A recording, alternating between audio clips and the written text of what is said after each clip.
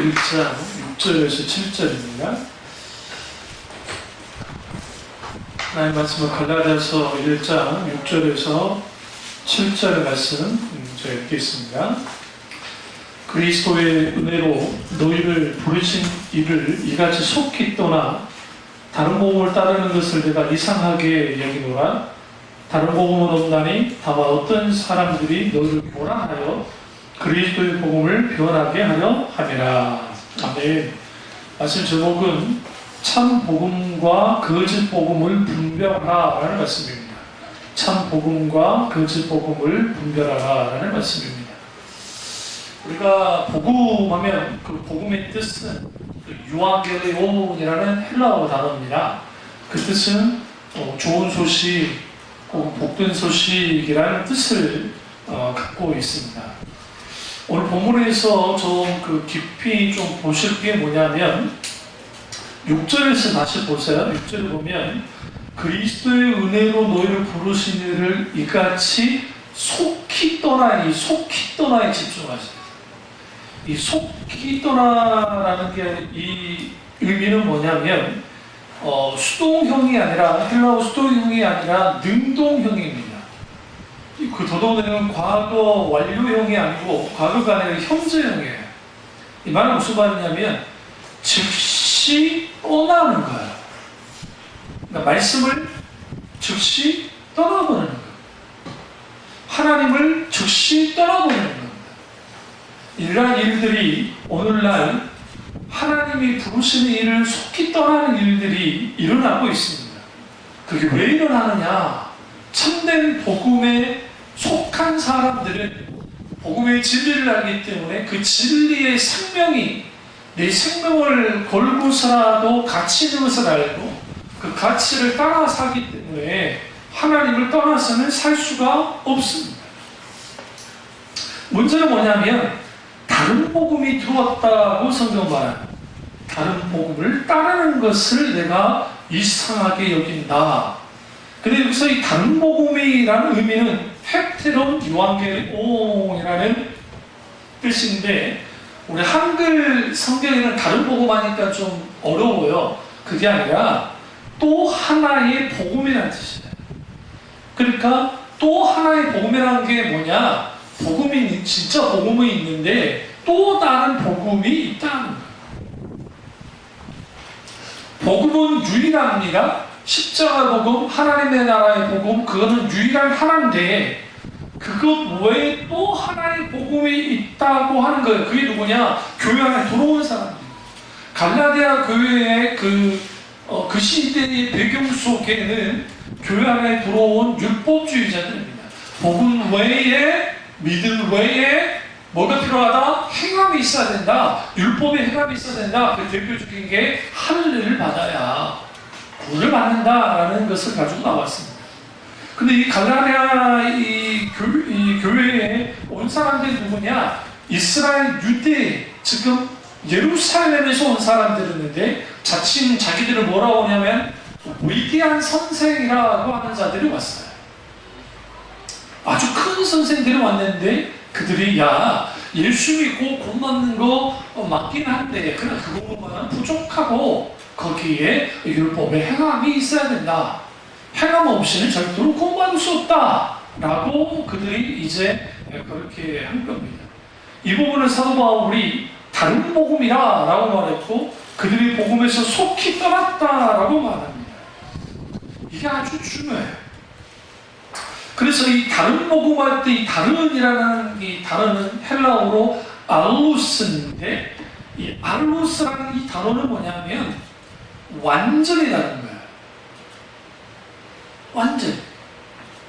그런데 어떤 사람들에게 이게 하나님 편은 완전히 다른 거예요. 그런데 인간 편에서는 크게 다른 것 같지 않아요. 그리고 우리가 예수님을 믿는데 이 사람이 전도를 했는데 거의 예수님을 믿게 됐어요. 그러니까 거의 예수님을 믿을 것 같아요. 이제 거의 믿을 것 같아요. 거의 믿을 것 같았는데 끝나버렸어요. 그럼 그 다음 그 사람 그리스도인이에요? 그리스도 아니에요? 그리스도 아니에요. 잘 들으세요? 복음이 거의 같아. 복음이 거의 같아. 그러니까 괜찮아. 그렇지 않아요. 복음은 진리이기 때문에 복음은 유일한 십자가 복음 외에는 없어요.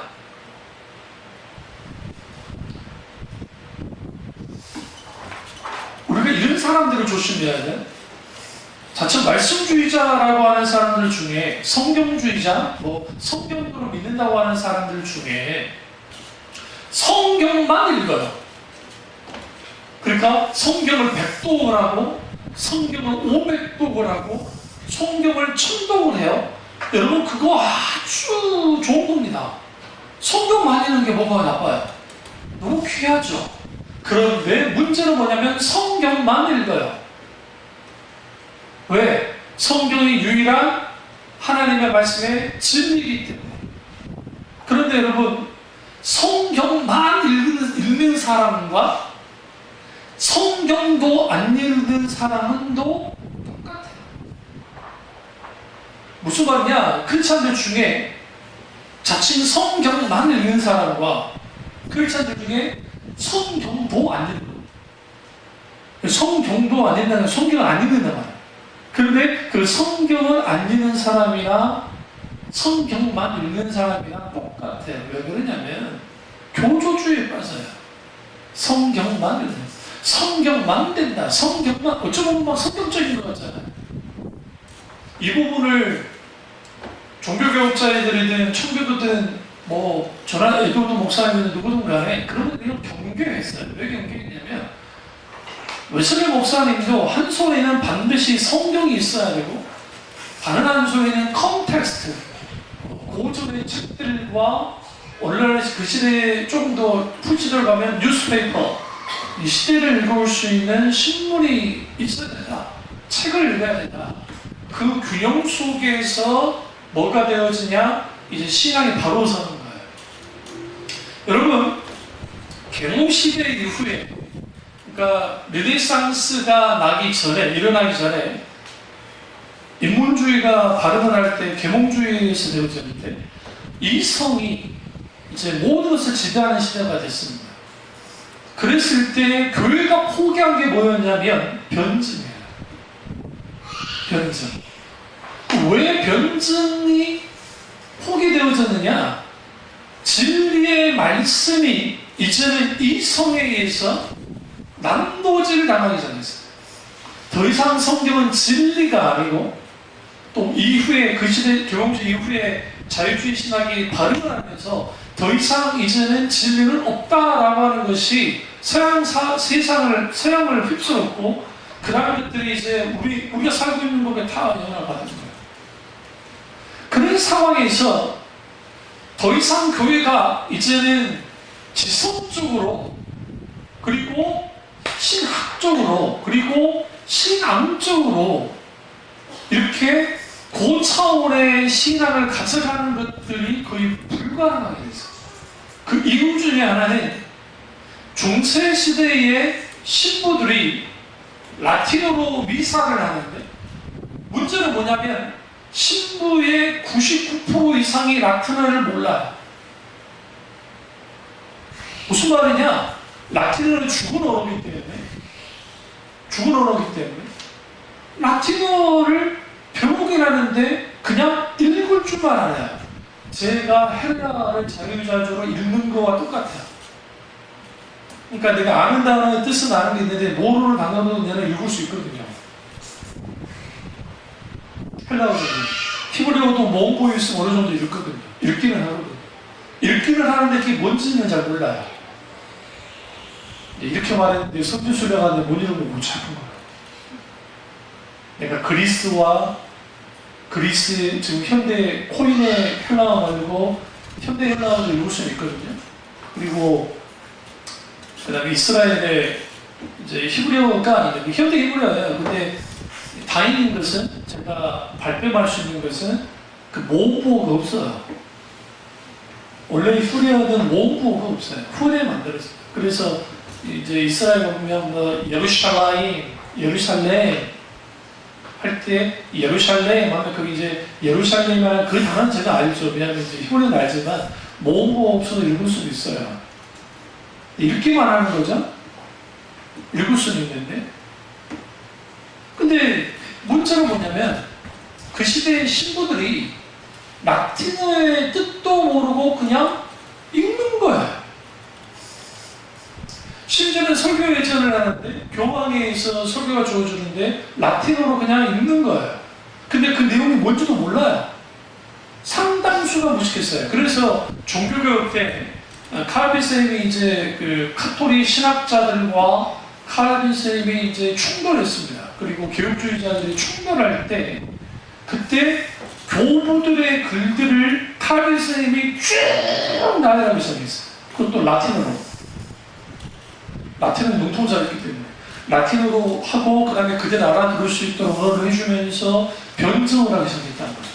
그러니까 그 카톨릭자들이 저들은 이단자들이라고 강력하게 막 했던 그 신부가 있었는데 그 사람 학자인데 그 사람이 거기서 감화돼가지고 종교교육자라고 그래서 기준 그 신부 때려쳐버렸어요.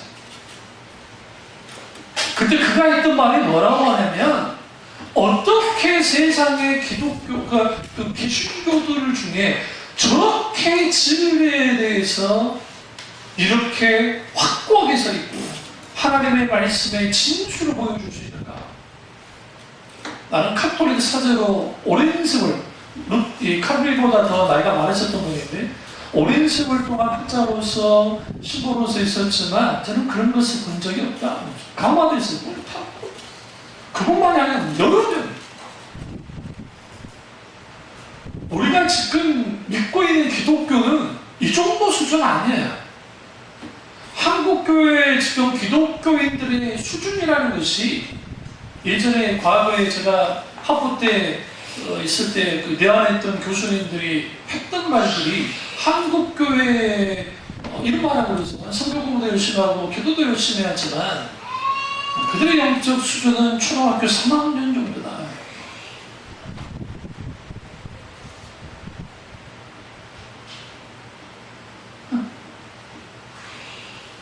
그러니까 변증할 수 없는 교회가 나타났어요.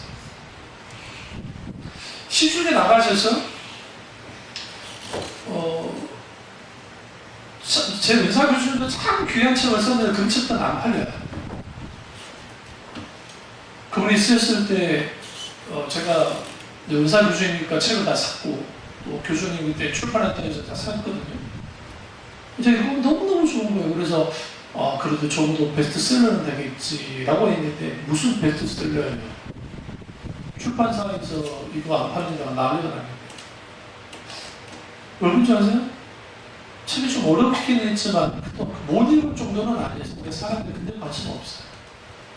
주로 사람들이 간증책에 환호하고 아주 가벼운 책들에 매료돼서 소위 긍정의 힘 같은 책들 그때 한참 후에 나온 책이긴 하지만 잘 되는 나라는 그런 책들 말도 안 되는 책들이 베스트셀러가 되고 읽혀져요. 교인들. 그게 한국교회 교인들의 수준인 거예요. 그게 우리의 수준일 수도 있어요. 자, 돈만 있으면 지금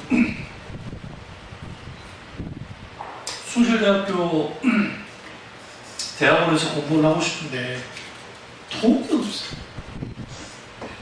올해도 대학 다녔는데 제가 무슨 할 게 있어요. 지금이라도 제가 정식적으로 코스 받고 더 해서 좀 하나님 은혜 주는 박사학위까지 받고 싶은 마음도 있어요. 근데 이제 그거는 박사학위를 받고 싶은 게 아니라 목사는 늘 끊임없이 공부해야 되니까 공부가 필요하죠. 근데 이런 이 성경만 읽고 성경만으로만 다 되고 성경으로만 다 된다고 해석하고 성경으로 하는 사람들이 있는데 어떻게 보면 그들이 정말 믿음의 사람들 같은데 실제로 그렇지 않습니다. 바리새인들이 그랬던 거죠. 살아가는 신학, 그러니까 실제로 살아가는 것들 목사가 되려면 저는 저 조카가 목사 되는 거 저는 원치도 않고 내 아들이 목사 되는 것도 원치도 않아요. 너무 힘든 길이고 또 단순히 목회가 힘들어서 힘든 길이 아니라 진짜 목사가 되려면 엄청난 공부를 해요. 제가 아직도 지금 후회하는 게 영어를 중간에 놓은 것에 대해서 후회하고 있고, 첫 번째. 두 번째는 히브리어와 헬라어를 좀 더 공부할 거를 지금까지 계속 해왔으면 좀 괜찮았을 텐데 그것도 후회가 되고, 또 하나는 라틴어를 배우지 못한 게 이거예요. 라틴어. 저희 때는 라틴어를 가르쳐주지 않았어요. 그래서 은상 교수님은 직접 카톨릭 대학에 가서 라틴어를 배웠어요. 사장사장해 가지고 안 된다는 거 계속 찾아가가지고 똑같이 시험 보고 똑같이 했는데 문제가 생겼어요. 뭐가 문제가 생겼냐면 시험을 봤는데 이제 어차피 교수님은 그 당시 이제 교수는 아니었고 이제 저기 강사였는데 똑같이 시험도 보게 하더래요. 안 보게 할 줄 알았는데 시험을 봤는데 문제가 생겼어요. 뭐가 문제가 생겼냐면 이 양반이 1등해 버린 거예요. 개신교가 왔는데 라틴어 1등을 해버린 거예요. 왜 이분이 라틴어를 공부를 하느냐? 토마스 아퀴나스의 신학을 원전을 해주죠. 원전. 그렇게 공부하고 그 공부만 아니라 하나님을 뜨겁게 사랑하고 하나님과 친밀한 교제 속에서 성령의 계몽과 임재가 있는 그런 하나님의 놀라운 은혜의 역사가 있는 가운데서 목사가 되었다는 거야. 달랐을 거예요. 저는 그 길을 가지 못했거든요. 진짜. 누구보다도 성령의 역사, 성령의 계몽 임재 누구나 경험 많이 했고 실제로 주님과의 친근한 교제가 어떤 건지도 분명히 알고 있다. 그리고 복음의 진리에 대해서 제 의사가 되고 보니까 책으로는 조나단 에드워드, 마틴 로이드 존스, 에드 토우저, 사상적으로는 자크 앨런, 키보드, 헤르먼 바빙크, 후에 그 외에 보면 여러분들이 많고 까르스 말할 것도 없고 존 웨이도 마찬가지, 김단수 목사님, 여목사님 책도 보고 그런 걸 통해서 되긴 했는데 이제 조금씩 목회를 하다 보니까 무엇이 거짓이고 무엇이 참인지에 대한 눈은 분명히 뜨는데 어떻게 이 참인 진리의 말씀이 복음이 어떻게 하나님의 나라의 확장에 귀하게 쓰일 수 있는가? 이 시대가 오늘 너무나 많은 교인들이 거짓 복음에 몰리다 보니까 하나님의 말씀이 가벼워졌어요.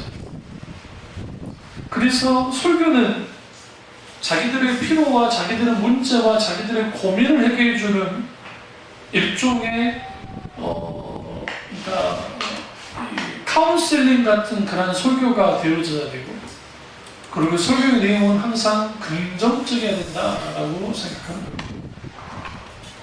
더 중요한 것은 일단 재밌어야 하고 또 하나는 감동적이어야 되고, 그리고 그 감동 속에서 그들만이 가질 수 있는 말 그대로 소중한, 좋게 말해서 소중한 추억거리 아닌 추억거리들이 있기를 원하는 겁니다.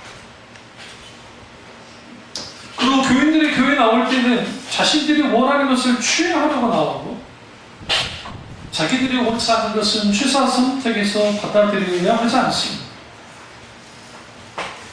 그리고 하나님이 우리에게 말씀을 듣고자 하는 것이 있는데 그것보다는 내가 듣고자 하는 것을 들으라.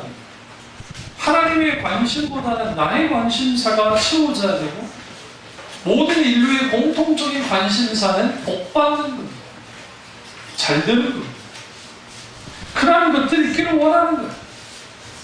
그러다 보니까 신령한 것들에 대한 추구보다는 세속적인 심리 추요의 언어로 포장되어져 있는 설교들, 그리고 내면과 개인적인 영역으로서 소위 말하는 그게 상담이다, 심리학이다, 아니면 마케팅이다, 어떠한 것을 통해서 사람들을 그렇게 으쌰으쌰하게 만들고 막 해줍니다.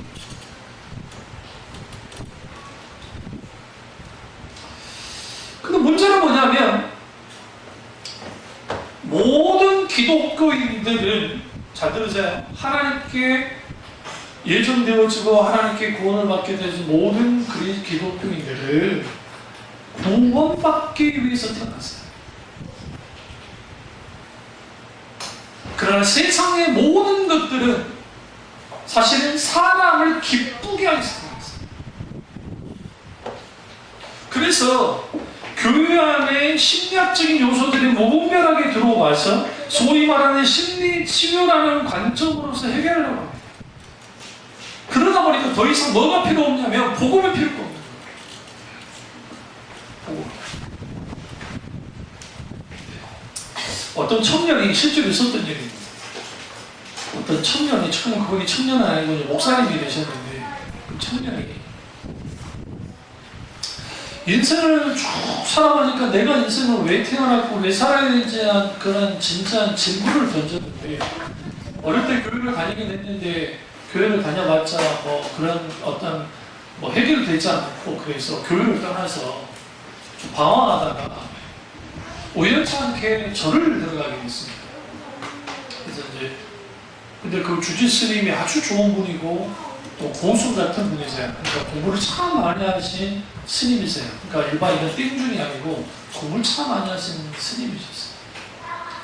그래서 이 청년이 이제 자기 인생의 문제를 해결하기 위해서 일단 처음에는 중의대로 간 게 아니고 이제 열심히 거기서 이제 자기 수양도 하고 또 배우려고 가서 스님들과 많은 대화를 나누면서 이제 거기 스며들면서 또 사람이 아주 성실하고 착해요. 그래서 어쨌든 막 절에 있는 자율구란 일들, 남이 하기 싫은 일들을 막 하니까 그 오시는 보살님들이 너무너무 마음에 들고 주지스님도 너무나 마음에 들고 하니까 이제 그때부터 계속 말하는 거야. 혹시라도 우리 이제 이제 스님이 되시면 제가 아주 좋은 옷을 정말 해드리겠다고 또 잘 섬겨드릴 테니까 조금 당신 같은 분이 스님이 되셔야지 누가 스님이 되시겠냐고. 또 주지 스님도 불러다가 내가 딱 보니까 스님 되셔야 돼. 내가 다 지원해 줄 테니까 걱정하지 말고 공부하자. 그래서 본인도 좀 그런 마음을 이제 먹었어요. 먹고 어느 날인가 주지 스님이 심부름을 시켰는데 좀 책 좀 사와라라고 이제 해서 이제 책을 사려 이제 도시로 나온 거예요. 이제 스님이 말하는 책을 이제 샀는데 지나가다가 어떤 교회 생명의 말씀사를 본 거예요. 뭐라 써있어요? 생명의 말씀사죠. 생명의 말씀사. 그냥 들어가 볼까? 옷이 중 같은 옷을 입고 들어간 거예요. 이게 아주 연기가 대단한 거죠.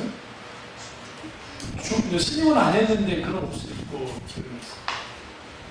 쭉 보다가 눈에 들어오는 책이 하나 있고 그리고 거기에 테이프가 있었는데 하필이면 김단주 목사님 책을 짚고 김단주 목사님의 설교 테이프를 씹은 거예요. 그런데 제목을 보니까 본인이 고민하는 부분이 그런 거 있으니까 씩 쳐다보다가 그냥 자기 돈 주고 사서 몰래 가지고 들어온 거예요. 절에. 그래 놓고 이제 책을 읽고 그 다음에 몰래 이어폰을 꽂고 들은 거예요. 몰래. 안 그러던 시간에 스님이 어느 날에 딱 보더니 이상하게 이걸 꽂고 있는 거를 지금 탁 빼가지고 들어보니까 김단주 목사님이 소리하고 그 이제 황당하니까 그러신 거죠. 스님이 그 주스님이 적은 분이에요. 다른 스님 같았으면 쫓아내버려서 나으려 났을 텐데 이게 무슨 일이냐. 아니 세상에 절에서 목사 설교 듣는 게 좀 이상하잖아. 그러니까 이제 이분이 말하는 거예요. 뭐라고 말하냐면 인생의 문제와 내가 왜 살아야 되고 진리가 무엇인지라는 것을 불교가 해결해 줄 줄 알았는데 계속 공부를 해보고 신들과 대화를 나누고 해결되지 않고 의문만 커집니다. 근데 어느 날 김남준이라는 이분이 누군지도 모르겠는데 그 목사님의 설교를 듣다가 바뀌어버렸다.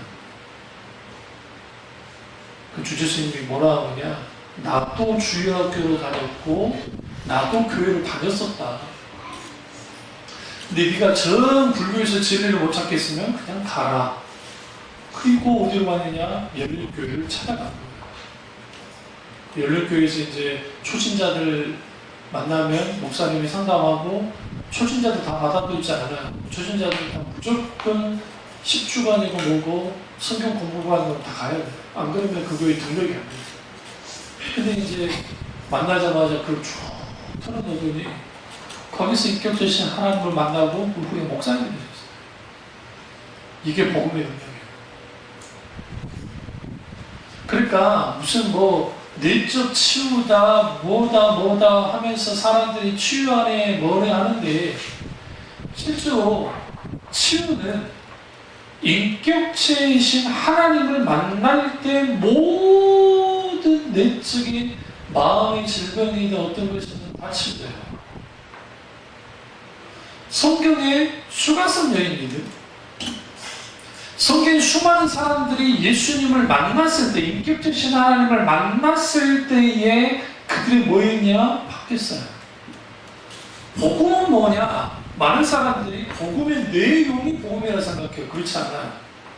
고린도전서 3장이나 또 1장 그리고 로마서를 보시면 결국은 복음은 하나님의 능력과 지혜라고 말하고 있고, 그리고 그 하나님의 능력과 지혜는 누구라고 해요? 예수 그리스도라고 말하고 있어요. 복음은 결국 예수 그리스도 그분 자신이에요. 그래서 예수 그리스도 그분 자신을 인격주신 하나님을 만나지 않으면 안 바뀌어요. 바뀌지 않아요. 우리는 종교 놀이 하다가 이 모든 것들을, 가장 소중한 십자가의 복음을, 하나님 나라의 복음을 가지고 이 세상을 살아가야 되는데, 이 소중한 것을 뒷전으로 놔두고 소위 말하는 솜사탕 복음 같은 데 사람들이 열광한다는 거예요. 우리에게 참 필요한 게 뭐냐? 내가 믿고 따라야 될 복음이 가짜인지 진짜인지를 구별하는 겁니다. 문제는 뭐냐면 가짜 복음이 그럴듯하고 진짜 복음이 거부되고 있고 가짜 취급당하는 거예요. 사탄은 가짜 진짜이도록 만드는데 고수입니다. 인조 다이아 반지가 더 예쁜 거 아세요? 모르죠, 여러분. 다이아몬드 반지가 없으니까. 근데 인조 다이아몬드 반지가 훨씬 예쁘네요. 정말. 그래서 사람들이 이거 진짜하고 가짜를 둬도 이게 분간 못한대요. 그래서 그거를 잡을 수 있는 기계가 있어야지 잡자. 사탄은 그럴싸하게 추정해줘요. 가짜 복음은 단회적이고 부분적이고 상대적이지만 진짜 복음은 영원하고 근본적이고 절대적이에요. 그래서 참된 복음은 우리를 어떻게 만드느냐? 죄와 죽음을 영원히 해결하도록 만들어요. 그러나 가짜 복음은 어떻게 만드느냐? 일상의 어떤 삶 속에서 문제를 해결하고 복받고 잘되고 뭐 잘되고 하는 그 정도예요.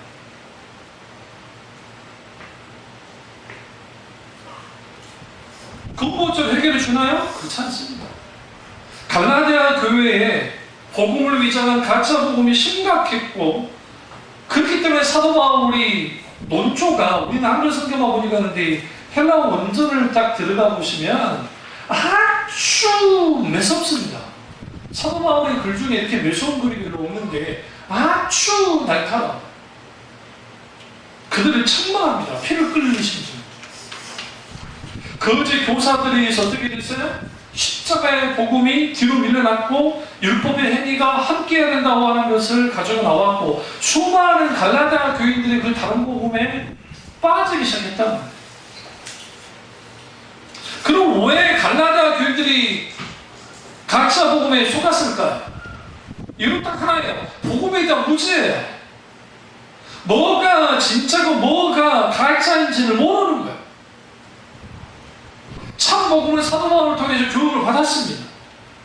문제는 뭐냐면 복음을 경험하지 못하면 이론으로만 알고 있으면 지식으로 아무리 복음에 대해서 알고 있어도 복음의 능력을 경험하지 못한 사람은 그것이 복음인지 아닌지 몰라요.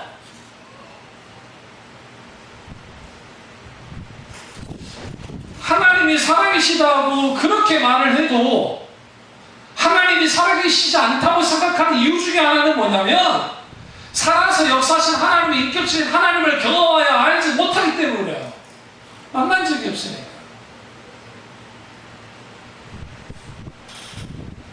저는 기본적으로 철학적 사유를 좋아하는 사람 중에 하나예요. 그러니까 이런 경향의 사람들은 여러분은 철학이나 뭐 그런 것이 지겹고 잠오고 하는 것처럼 철학이나 그런 것이 잠오지 않아요. 왜 그러냐면 저는 아주 그런 게 좋아요. 그러니까 중국의 고전 책부터 시작해서 그리고 서양 철학 책 같은 것도 있고 그랬거든요. 제일 아쉬운 것은 플라톤의 이데아라든지 막 그런 책들은 제가 좀 그거보였던 게 저는 철학적 배경 가운데 이 스콜라 철학을 배격해야 된다라는 생각을 가졌기 때문에 어릴 때 이후에 좀 바뀌긴 했지만 그러다 보니까 그런 책들을 읽지 않았어요.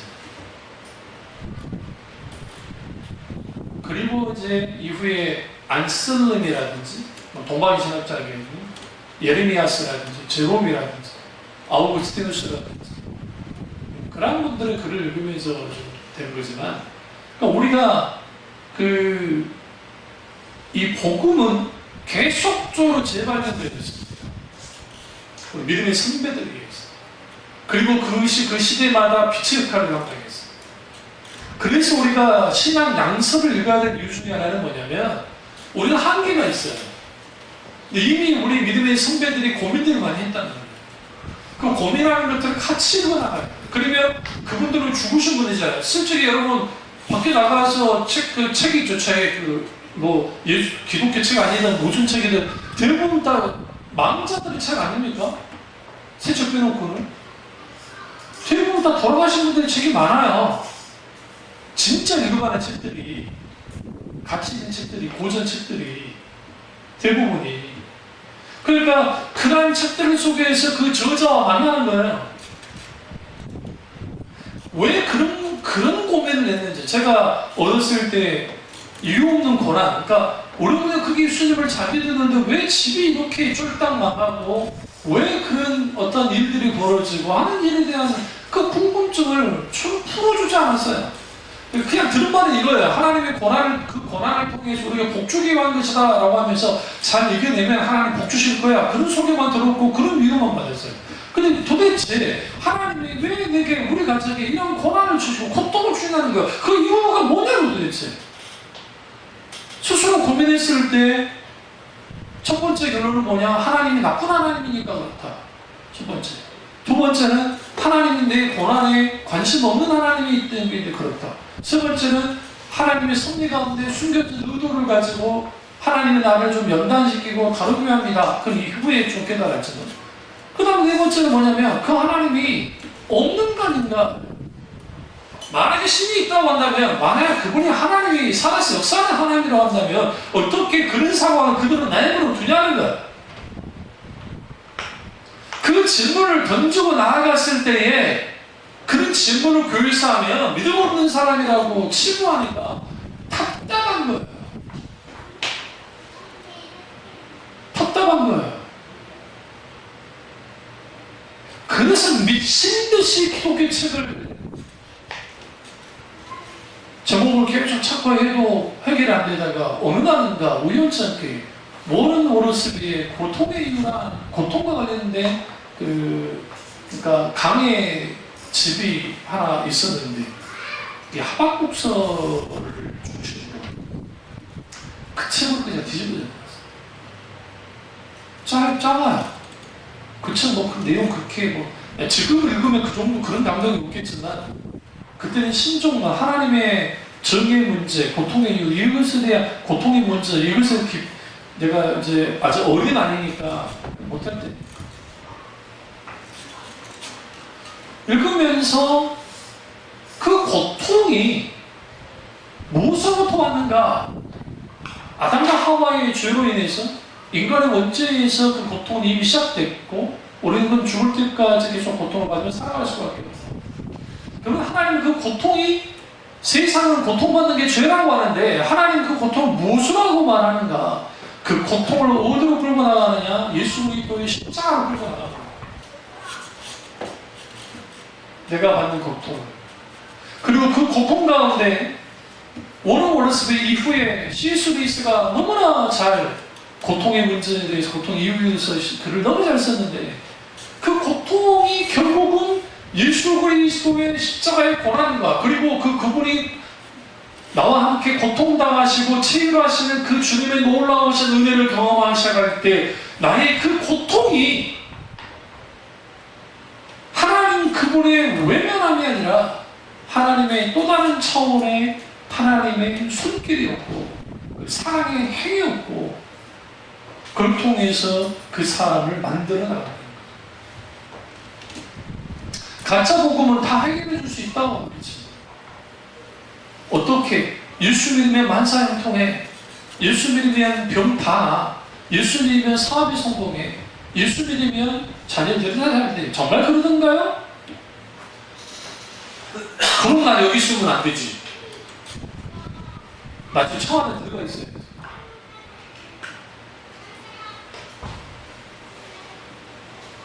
1세기 당시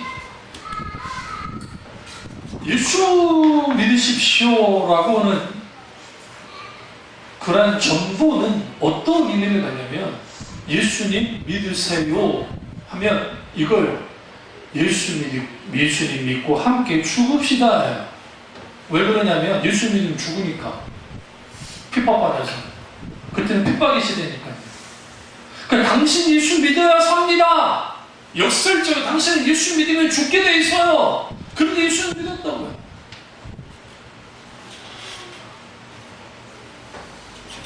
지금 인도가 이 사람들이 힌두교도들이 기독교인들을 공격을 많이 합니다. 요즘. 그러니까 여러분 인도에 한 1,000만 이상 2,000만이 되는 기독교인이 있어요. 근데 이 사람들 기독교인이라고 보면 안 돼요. 그러니까 천주교, 그 다음에 토착 종교 짬뽕이에요. 그리고 지금 아프리카 지역이 엄청나게 지금 기독교인들이 폭발적으로 증가하고 있어요. 근데 우간다 선교사님이 이제 나와서 한 걸 제가 보고 참 가슴이 많이 아팠는데 겉으로 보기로는 성장을 하는데 이제 뭐가 들어갔냐면 기복주의가 들어가가지고 본용주의가 들어가가지고 그 본용주의와 함께 토착 부족 신앙이 결합되어져 있는 그게 콥트 기독교예요. 이집트에. 아르메니아 기독교도 마찬가지고 이렇게 다 짬뽕되어 있는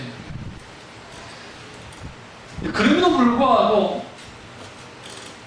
진짜 복음의 현장 속에 있을 때 핍박받는 일이 벌어졌는데 신기하게도 기독교 인구가 늘어나요. 지금 중국이 뭘 경계하냐면 기독교를 어떻게 하면 이렇게 부셔볼까 발산하려고 하는데요. 지금 모스크 사원을 폐쇄에 부셔 없애버리려고 하니까 무슬림들이 지금 그러니까 위거리 자치구 그쪽 지역에 중앙아시아 쪽에 하니까 막 이제 난리가 나니까 그걸 연기를 냈습니다만은 이슬람이든 그리고 불교든 그래서 소림사 같은 경우도 막 세부도 사하고 막 깨 부시고 막 그래요. 물론 이제 비리가 많아서 그럴 때도 있잖아요. 하면서 어떻게든 종교를 누려고 하는데 가장 겁내하는 종교가 기독교인데 왜 그러냐면 비공식적으로 약 1억 5천만 명, 2억이 기독교예요. 근데 문제가 있어요. 근데 순수한 기독교인, 그러니까 정말 진리 안에서 되어진 기독교 그렇게 많지는 않고 기복주의, 소위 말하는 이 번영의 심하게 영향을 받은 기독교가 파헤친다. 한국 교회가 그린 식으로 해서 커졌다가 지금 진리를 떠나서 많은 부분 진리를 떠나서 꽤 부서진 것처럼 그런 일들이 보여주고 있어요. 선교의 축이 중국으로 넘어갔다 하면 이제 중국 선교사들이 많아요. 선교사들이. 한국 선교사들이 여전히 많긴 하는데 쉽지 않아요. 뭘 잃어버리면? 복음을 잃어버리면, 참 복음이 서있지 못하면 사람이 그렇게 돼 있어요. 그래서 사탄은 계속적으로 우리에게 뭘 가르쳐 주냐면 복음의 어떤 것을 같이 결합시키는 거예요. 절대로 복음을 배제시키지 않아요. 왜냐면 복음을 배제시키는 순간 이게 가짜인 거 아니까. 여러분 우리가 생각해 보세요. 우리가 어떤 이거 물건을 살 때 이거 가짜인 거 샤넬이라는데 자넬 그러면 사야 안 사요? 안 사지 당연히. 이게 작은데. 여러분 저기 그 명품 그 중에 글수가 있다며. C급, B급, A급. 근데 C급은 저기 뭐야 그 프라다 같은 거 갖고 다니는 거 뭘 안 그런다며. 이거 저기 공항 왔다 갔다 할 때 그거 가지고 다녀도 그거 안 걸린대요. 어차피 C급이라 이게 태가 나기 때문에. 근데 이제 트리플급 있잖아요. 이거 구분이 정말 쉽지 않은 것들, 그러한 것들. 사탄은 그렇게 해요. 절대로 사탄은 이 구질구질하게 그렇게 만들지 않아요. 그러다 보니까 세상 가치관, 다시 말하면 좀 더 크고 좀 더 높고 좀 더 많이 갖는 육신을 쫓는 세상 가치를 소위 말하는 복음의 확장, 교회의 부흥이라고 하는, 교회의 성장이라고 하는 그런 것을 가지고 들어왔어요. 그러다 보니까 복음의 진리가, 복음의 기준이 땅에 떨어져요. 한국 교회가 이렇게까지 타락했던, 그러니까 이렇게까지 무너진 이유 중에 하나는 맥가 불안의 전도적 인력 때문이다라고 하는 분들이 꽤 많아요. 맥가 불안이 아주 좋은 말 했어요. 자립, 자치, 그런 게 있어요. 그래서 선교 지원해 줄 때에 막 선교사한테 너무 지원해 주면 선교사들만 의존하니까 그들이 스스로 할 수 있거든요. 그 자체는 좋았는데 그 맥가버랑의 성장하기 뭐와 연결이 되어지냐면 번영이 심할 바가 있거든요. 그게 한국교회 상황과 딱 맞아졌어요. 그 시대와 맞아떨어졌어요. 그때가 고도 성장의 시대였기 때문에. 그러니까 맞아떨어지니까 지금의 아주 기형적인, 아주 말도 안 되는 초등교회들이 나오는 거예요.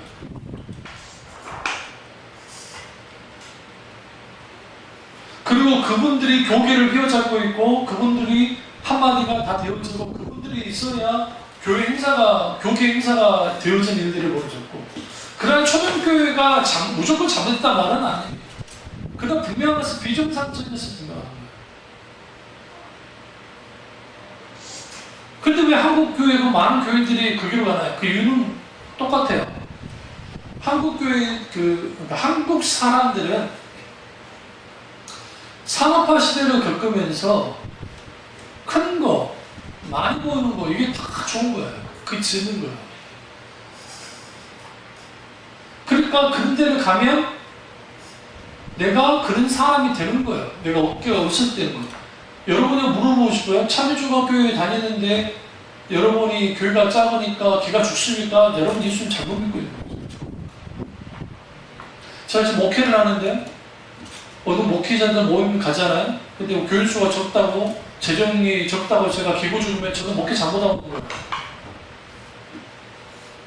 근데 우리는 운영 중에 그렇게 되죠? 왜요? 세상 가치관이 돈 많으면 잘 사는 거래. 그럼 돈 없으면 못 사는 거예요? 그런 논리가 도대체 어디서 썼단 말이에요? 그 잘 산다는 표현이 부자라는 표현인데 그 사람 부자야 그건 이해할 수 있어요. 그런데 잘 사는 것과 돈 많은 게 뭐가 상관이 있어요? 전혀 상관없어요.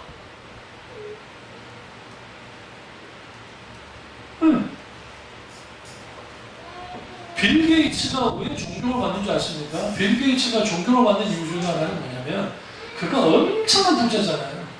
그 엄청난 부자인데 그가 낸 기부금이 수십조예요. 기부금이 재단 설립에 가서 지금 그 아프리카에 에이즈 있죠? 에이즈 막 백신 만들고 막 그러한 일들을 하는 거 그분들의 기부금이 없었으면 아프리카는요 진즉에 뭐 유엔이 뭐 돕는다 뭐 하지만 한계가 있고 그 기부금의 상당수가 많이 들어갔기 때문에 그나마 에이즈가 지금 어느 정도 지금 막 확산되지 않고 약에 대해서 막 되어지는 거거든요.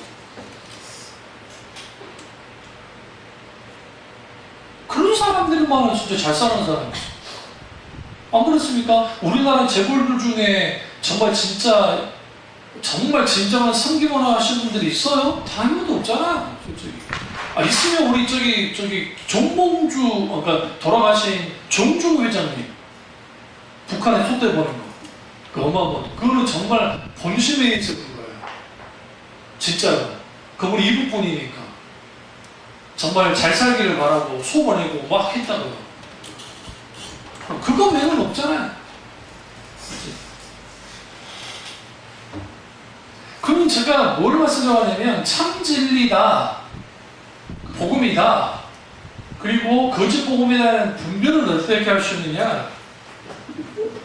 참 진리에는 특징이 있는데 첫째, 스칸달리조마이, 걸러 넘어지는 요소가 있어요.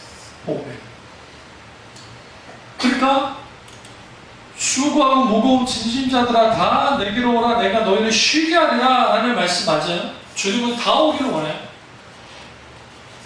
그런데 요한복음 3장 16절에 하나님이 세상을 이처럼 사랑하사 독생자를 주셨으니 이는 저를 믿는 자마다 멸망치 않고 영생을 얻게 하려 하십니다.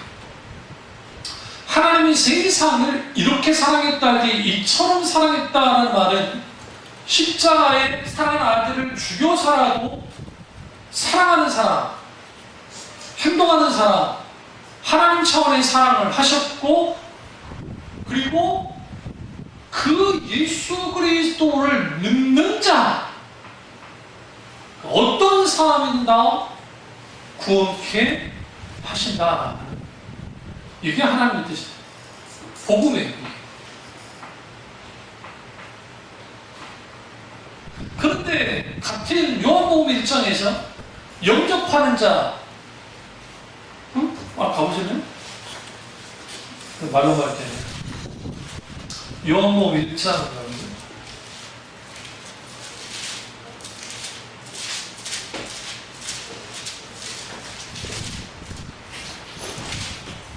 요한복음 1장 12절에 보면 영접하는 자, 곧 그 이름을 믿는 자들에게는 하나님의 자녀가 되는 권세를 주셨으니 이는 혈통으로나 육조로나 사람의 뜻으로 나지 않고 오직 하나님으로부터만 아니라 난 자들이니라. 여기서 난 자라는 말은 하나님께로부터 태어난 자들입니다.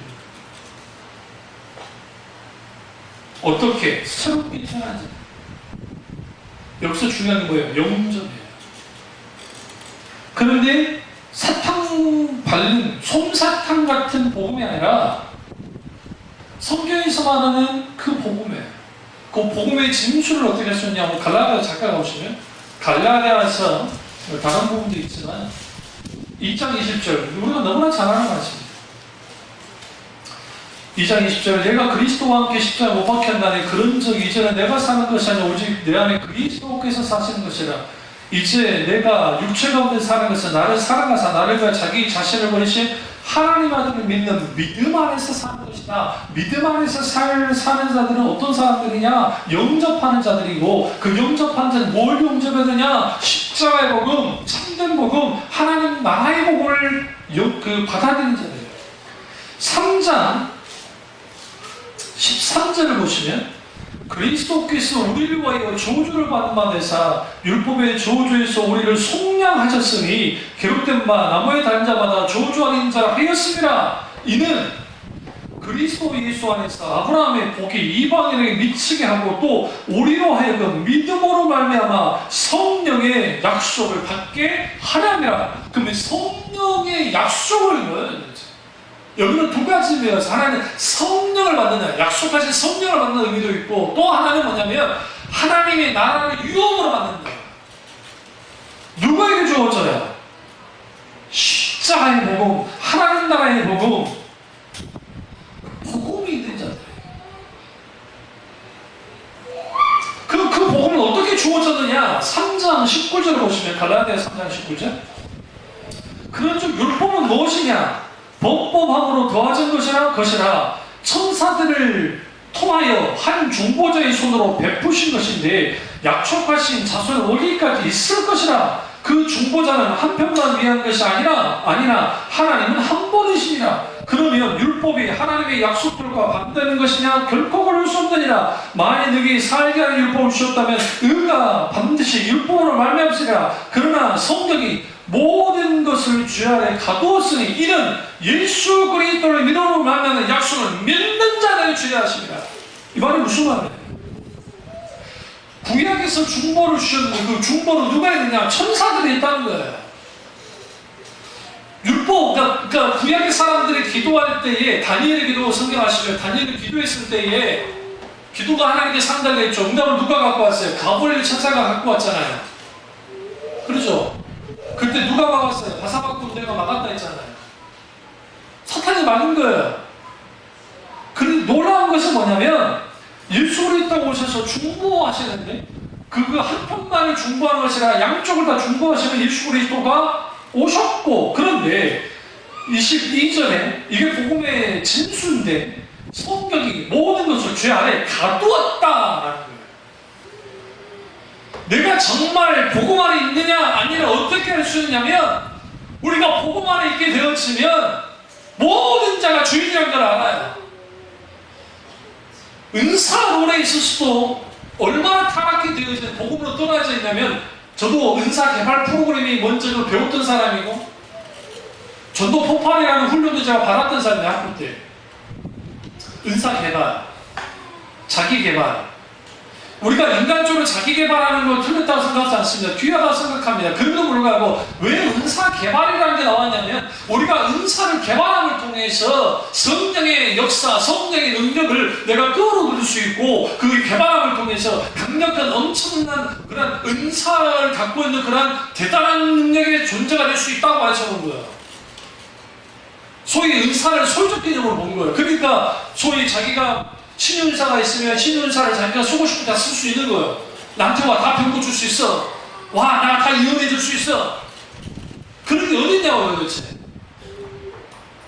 만약에 사도 바울이 혹은 심지어는 예수님이라 할지라도 예수님이 예루살렘 성에 있는 미문을 지나가실 때, 이 미문은 아름다운 문이에요. 그런데 미문을 지나가실 때에 거기에 그 안전뱅이가 그대로 앉아있어요. 왜 예수님 안 고쳤어요? 그 사람들 그 자리에 있었던 사람이에요. 예수님이 어느 날 그냥 그 사람을 피해서 들어가신 겁니까? 아니면 마침 예수님이 왔는데 그 자리에 그게 없었나요? 아니, 그 사람이 그 자리에 늘 있었던 사람이에요. 근데 왜 예수님이 그 사람 많으신 예수님이 그걸 고치지 않았나요? 예수님이 요한복음에 내가 스스로 아무것도 하지 않는다는 말씀에서 아버지의 뜻 가운데 예수님 스스로의 능력이 있어요? 없는가 아니에요? 그건 하나님이시기 때문에 그럼에도 불구하고 아버지의 뜻 가운데서 모든 일들을 해나갔다.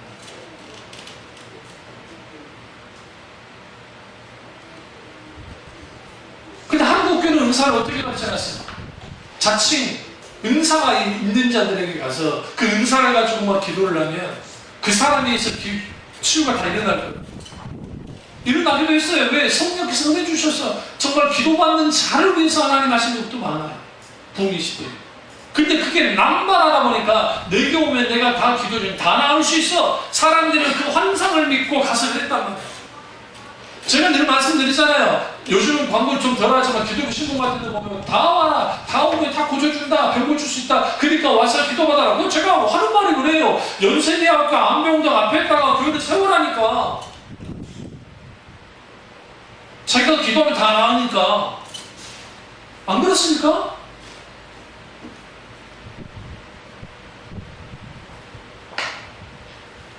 무슨 말씀 드리려고 하냐면, 모든 치유와 그리고 모든 구원은 하나님의 주권에 달려있어요. 절대 주권.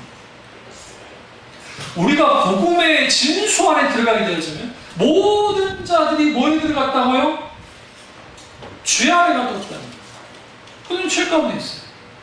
그런데 그 죄 가운데 있는 그들이 결국은 왜 그러면 가두었느냐? 이는 예수 그리스도를 믿음으로 말미암아 약속을 믿는 자들에게 주시느니라. 예수 그리스도를 믿는 것, 그것이 거기에 있는 거예요.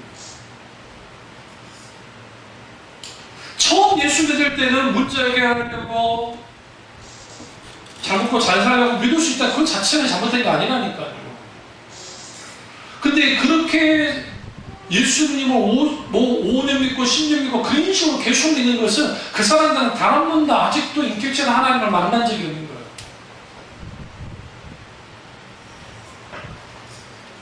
그러다 보니까 다른 복음의 특징이 뭐냐면 물신주예요. 물신주의. 소위 말하는 이걸 소위 그 돈을 믿는 거예요. 돈을. 세상 가치관은 돈만은 다 되는 거예요. 돈에 미쳐있는 세상이에요. 근데 그게 교회까지 들어와 있어요. 물론 돈이 있어야 교회 운영가 돼요. 우리 교회도 월세를 계속 내잖아요. 월세 못 내면 쫓겨난 거 아닙니까? 돈은 필요해요. 돈 자체는 악이 아니잖아요.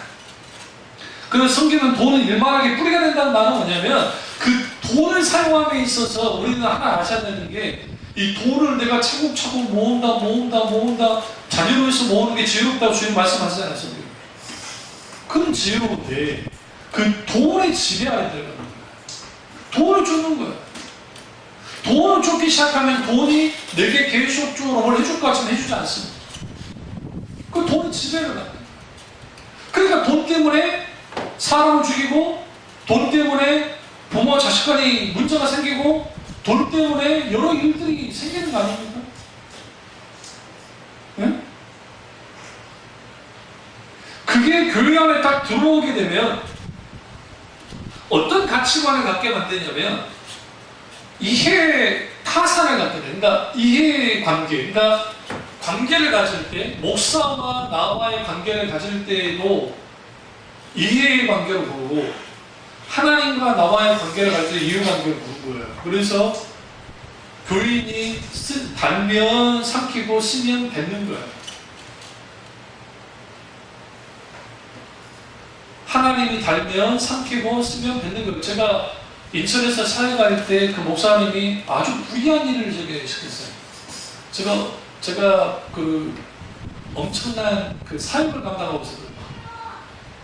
일주일에 설교를 제가 봤더니 제가 교육전도사로 들어갔는데 전임 전도사같이 일하고 아예 그냥 교회에 신고하는 것처럼 일을 시켰음에도 불구하고 저는 훌륭한 생각하고 어떤 내가 뭐 누구한테 하소연도 않고 묵묵히 잘 감당했어요.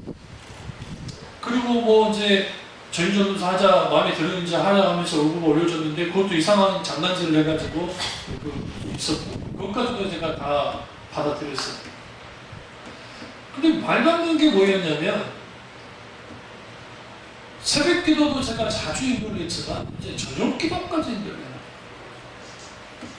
공부하는 학생입니다. 신학생. 제가 체력 그때 제 허리가 27, 그러니까 저기 키는 178, 그 다음에 몸무게는 한 57 될 때, 이 벨트가 이렇게 내려가는 그 정도로 빼빼 말았어요. 제가 지하철을 타면요, 죽을 것 같았어요. 너무 살기, 학교에서 일하죠. 내가 돈 벌어서 학교 다녔었는데, 학교에서 일하죠. 그 다음에 저기 교회 사역하죠. 그리고 학교 또 공부해야 되잖아요. 리포트도 있고 공부해야지. 그러니까 인천에 서울로 올라오고 하는데 너무 그때 하나님 앞에 기도했어요. 하나님 나의 영육과를 강건함 주시고. 그래서 늘 조마조마했던 게 뭐냐면 내가 설교하다가 쓰러질까봐 조마조마했어요. 그만큼 주일학교, 중고등부, 청년, 구역, 그 다음에 이 양반이 등강사니까 나가버리면 때로는 주일 설교까지 하고 수요 설교하고 금요 철학까지 하고 심지어 이 양반은 비워버리면 새벽 기도까지 내가 교회에서 자면서 있던 거예요. 그런 나에게 저녁 기도까지 해요. 부르더니 본인이 좀 피곤하다고. 그것도 계속하라고 쫓아가 그랬죠. 목사님, 이 부분은 제가 한계입니다. 못하겠습니다. 그러니까 하는 말이 그럼 나가야지. 그 제가 그랬어요. 목사님 사항을 달면 삼키고 쓰면 뱉습니까? 이 양반 놀라는 거예요. 늘 순종했던데 내가 그게 나오니까. 지금까지 목사님 저게 일 시킨 것을 누구한테 시켜보면 감당할 사람 거의 없을 거예요. 그건 본인도 하시잖아요. 빰이다. 나가고 있다. 그리고 나한테 하는 소리가 우리 나를 만들어나느냐 내가 불같이 화를 냈죠. 나를 그따위밖에 못 보냐고. 제가 더 화냈으면 그 목사님 저한테 맞았습니다. 농담하게. 제가 빼빼 말랐어도 제가 한 성격하기 때문에 화가 머리 끝까지 났어요. 내가 섬기는 주의 종이니까 내가 참았지. 우리 형한테 와서 말했더니 우리 형이 아주 유한 사람입니다. 불같이 말입니다. 당장 그만두고 나올 수 있었는데 제가 그랬습니다. 후임 구하십시오. 그리고 2개월 있다가 인수인계조금 나왔어. 그 형조도사 못 견디고 6개월 다녀서 도망갔습니다. 그런데 어느 날인가 그 목사님이 전화가 왔어요. 내가 거기 내 제자가 거기서 저기 결혼식에 가지고 갔다가 내가 전화번호 주고 왔거든요. 목사님하고 뭐 나쁘게 지낼 필요 없어. 그때 나한테 했단 말이야. 목사 정말 미안했어. 내가 정말 잘못했다. 그게 10년 만에. 그래서 제가 그 목사님 미안해요. 나한테 잘못했어. 그거는 정말 그 목사님에게 잘못한 거죠. 무슨 말씀 배우는지 아세요? 제가 목회길 간 거 무슨 막 돈 바라보고 명예 바라보고 제가 성공 바라보고 막 하고 있었으면 저는 그런 길 안 갔어요. 절대로 그 길 안 갔어요. 우리 어머니가 그러잖아요. 뭐 그렇게 고생하고 있냐. 수백 년 되는 교회들 그런 데 나오면 그런 데 좀 써먹어 해라 막 그런 거. 내가 그러잖아. 100%안 됩니다. 일단 하나님 안 시키고 두 번째 제가 자격 요건이 안 됩니다. 왜? 내가 유학을 갔다 오지 않았어요. 내가 박사학위가 없어요. 근데 요즘에는 판세가 좀 달라졌어요. 유학 갔다 오면 안 써줘 이제. 왜? 사고방식이 달라가지고.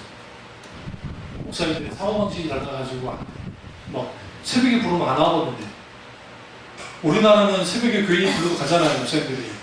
그래 안 그래요? 근데 이 목사님 이거 너무 빨리 너무 그래 안 갑니다. 급하지 않으면 안 갑니다. 그렇다고 여러분 어떤 큰 문제 있고 할 때는 새벽에라도 전화하셔야 돼요. 제가 기도하고 뭐 대체를 하죠. 혹시 그런 일이 없어야 되잖아요. 그 인천에 불났다 하면 일단 뭐 기도 안 하세요? 종일이 없는 거 기도해요. 혹시 거기 갈까봐. 이번에도 좀 불났잖아요. 그쪽에 무슨 뭐 3단계, 뭐 2단계, 6단계 그러잖아요. 여러분은 여기 상돈 유치원 무너졌는데도 전화를 안 하더라고요. 우리가 저기 꼭대기에 우리 교회 바로 쪽이 바로예요. 우리 교회 예전인 교회의 바로 그쪽이 거기가 무너진 거예요. 어? 그래서 제가 기도하면서 하는데 무슨 말씀 드리려고 하냐면 왜 이 목사님이 나한테 이렇게 전화를 하셨을까 할 때 안 목사 같은 부교육자를 만나본 적이 없다. 이거는 반대로 말하면 뭐냐면, 우리 시대도 그렇지만 우리 전 시대는 더 온전했죠, 저보다. 근데 이후의 시대에는 누구도 잘 안 해요. 신학생들도 잘 하죠. 그래서 신학생들이 요즘에는 교육전사 안 나간다잖아요. 차라리 아르바이트를 편의점 아르바이트 해버려요. 더럽고라고. 목사가 시도 때도 없이 부르니까 교육전도사 시켜놓고 차량 운전도 시키고 막 시켜버리니까 더럽고. 그러놓고 그렇게 졸업해서 목회기를 가버리면 그런 사람들이 어떻게 될까요? 진정으로 양들을 위해서 죽기까지 헌신할까요? 저도 그런 생각할 때가 있어요. 김정은이가 핏가닥해가지고 소를 갖다가 뒤집어 놓고 왔는데 공산당 그 나쁜 놈의 새끼들이 와가지고 우리 예비도들 쳐들어와가지고 목사 새끼 누구냐 나와라. 네가 예수 안 믿겠다 하면 교회를 살려줄게. 그런 생각 해볼 때가 있어요. 그럼 나는 어떻게 할까? 거기서 진짜 목사다 아니다가 드러나지 않겠어요? 저도 자신할 수 없지. 안 그래? 나 죽는 상관없는데 누가 내 자녀를 죽이고 누구를 죽인다 할 때 쉽지 않니? 근데 우리 믿음의 선배들은 그렇게 했단 말이야. 기꺼이. 그게 왜 가능하느냐? 그런 것들이 복음이 그 복음의 진리를 보게 되어지면 그 진리는 하나님 아는 지식과 연결이 되는데 그 하나님을 아는 지식을 갖게 될 때 하나님을 너무나도 사랑하기 시작합니다. 그 하나님을 뜨겁게 사랑할 때 우리는 알게 돼요. 내가 먼저 하나님을 사랑하는 것이 아니라 하나님 나를 너무나 사랑했다는 걸 알게 되어져요. 그 사랑하게 되면 하나님께 기꺼이 나의 모든 것을 드리는 거예요. 신명의 생명이라고 해서 심지어는 아브라함처럼 자식이라 할지라도 하나님 앞에 드러내기 때문에 그게 복음이고 그게 성경에서 말하는 신앙이에요. 근데 왜 그걸 못 가느냐? 왜 이런 걸 갖지 못하느냐? 그 근본적인 건 뭐냐면 복음의 맛을 경험한 적이 없어요. 인격치신 하나님을 경험한 적이 없어요. 이 사실을 깨닫고 다음 주에도 연결 시키겠습니다만은 저 진정한 참된 복음의 선은 저와 여러분들 지금 주님으로 축원합니다. 기도하겠습니다. 기도하실 때 오늘 말씀이 나아가시면 우리 말씀 되게 기도하겠습니다. 사랑의 하나님 역사 전해 주옵소서.